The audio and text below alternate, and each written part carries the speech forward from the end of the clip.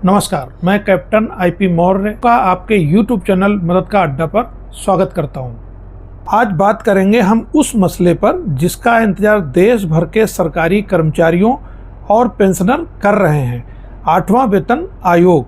हम आपको बताएंगे कि संसद में इस पर क्या चर्चा हुई, इसके सवाल में क्या जवाब मिला, साथ ही सेक्शन 149 जो सरकार ने किया वो क्या कहता है, साथ ही भारतीय संविधान में आर्टिकल 14 क्या कहता है और 20 अगस्त को होने वाले प्रदर्शन के बारे में। वीडियो पूरा अंत तक जरूर देखें जिससे पूरी बात समझ में आए। वीडियो शुरू करूं इससे पहले मेरी ओर से रिक्वेस्ट, अगर मेरे वीडियो आपको अच्छे लगते हैं प्लीज़ लाइक करें, सब्सक्राइब करें, कमेंट करें, साथ ही ज़्यादा से ज़्यादा लोगों को शेयर करें।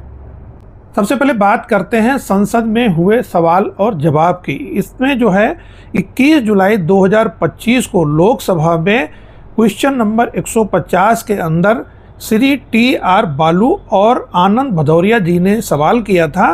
उन्होंने पे कमीशन के मामले में सवाल किया जिसका जवाब वित्त राज्य मंत्री श्री पंकज चौधरी ने दिया था। उन्होंने कहा कि टर्म ऑफ रेफरेंस और अध्यक्ष सदस्यों की नियुक्ति अभी नहीं हुई लेकिन प्रक्रिया चल रही है। राज्यसभा के अंदर 22 जुलाई 2025 को सवाल किया गया क्वेश्चन नंबर 223 के अंदर, जिसमें सवाल करता थे श्री भुवनेश्वर कलिता जी।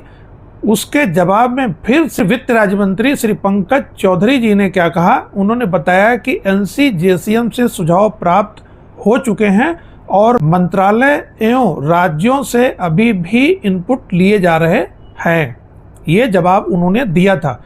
इसके बाद में अगला जो सवाल हुआ वो 22 अगस्त 2025 को राज्यसभा में हुआ। ये क्वेश्चन नंबर 2642 किया गया, जिसके अंदर श्री जावेद अली खान जी ने सवाल किया था, जिसके जवाब में फिर पंकज चौधरी जी ने क्या कहा कि टर्म ऑफ रेफरेंस के लिए 17 जनवरी व 17 फरवरी 2025 को इनपुट मांगे गए थे, जिसका जवाब प्राप्त हो रहे हैं। आधिकारिक सूचना जारी कर दी जाएगी, तब आयोग का गठन और अध्यक्ष अवलिक सदस्यों की नियुक्ति संभव होगी। यानी इसका जो नोटिफिकेशन है वो जारी होगा, तभी इसके अंदर अध्यक्ष की नियुक्ति की जाएगी। ये तो थे सवाल जवाब जो संसद के अंदर हुए हैं। अब आर्टिकल 149 क्या कहता है।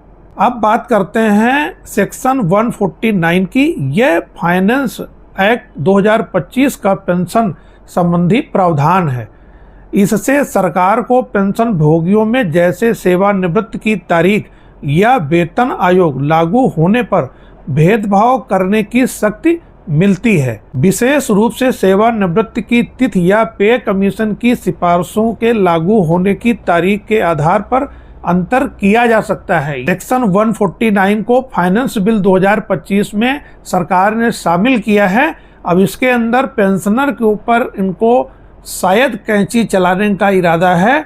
इसके अंदर और ही आगे क्या कह रहे हैं, सरकार पे कमीशन की सिफारिशों को स्वीकार करने के लिए मानदंड, सिद्धांत और पद्धति निर्धारित कर सकती है जिनके आधार पर पेंशन में भेदभाव संभव हो जाता है। यह अधिकार रिट्रोएक्टिव पूर्ववर्ती नहीं होगा, यानी जो बदलाव होंगे वे सिर्फ सरकार द्वारा तय तारीख से प्रभावी होंगे। यह सेक्शन जारी करने का मकसद सरकार का यही है कि पेंशन पर किसी तरीके से लगाम लगाई जाए, क्योंकि अग्निवीर भर्ती करके और उनको पेंशन ना देके काफ़ी कुछ बचत करके पहले ही इनके हौसले बुलंद हो चुके हैं। भारतीय संविधान में अनुच्छेद 14 क्या कहता है वो भी जान लीजिए। समानता का अधिकार के अंदर तो बाकी चीजें जो संविधान में है कि सबको समान अधिकार मिलेगा, लेकिन पेंशन के मामले में ये अनुच्छेद 14 क्या कह रहा है, पेंशन में भेदभाव। अगर सरकार पेंशन योजनाओं में भेदभाव करती है, जैसे कि एक ही पद पर काम करने वाले 2 कर्मचारियों को अलग अलग पेंशन देना, यह अनुच्छेद 14 का उल्लंघन हो सकता है। आर्टिकल 149 जो इन्होंने किया है उसके अंदर इनका कहना है कि हम अलग अलग तारीख से एक ही रैंक के पेंशन धारक को अलग अलग पेंशन दे सकते हैं, लेकिन अनुच्छेद 14 जो भारतीय संविधान लिखा गया है उसमें ये कहता है कि ये जो है समानता के अधिकार का उल्लंघन है। आगे है देरी और संभावित टाइमलाइन। आयोग का ऐलान 16 जनवरी 2025 में किया गया, लेकिन अब तक अधिसूचना नहीं आई। मीडिया रिपोर्टों के अनुसार यह 2026 के अंत या 2027 की शुरुआत में आ सकती है और लागू 2028 में हो सकता है। ये हो सकता है कि कई जगह चुनाव हैं आगे और उसको देखते हुए ये थोड़ा इसमें डिले भी कर सकते हैं, या पेंशन में कोई घपला करने के विचार से भी इसमें देरी हो रही हो। इसके अंदर आगे जो है 20 अगस्त का जो प्रदर्शन कर रहे हैं उसके अंदर इंतजार के बीच अब 20 अगस्त 2025 को confederation of central government employees and workers ने लंच टाइम प्रदर्शन का ऐलान किया है, जिसमें वो मांगेंगे आयोग तुरंत बने, टर्म ऑफ रेफरेंस में सुझाव शामिल हों, सेक्शन 149 को वापस लिया जाए।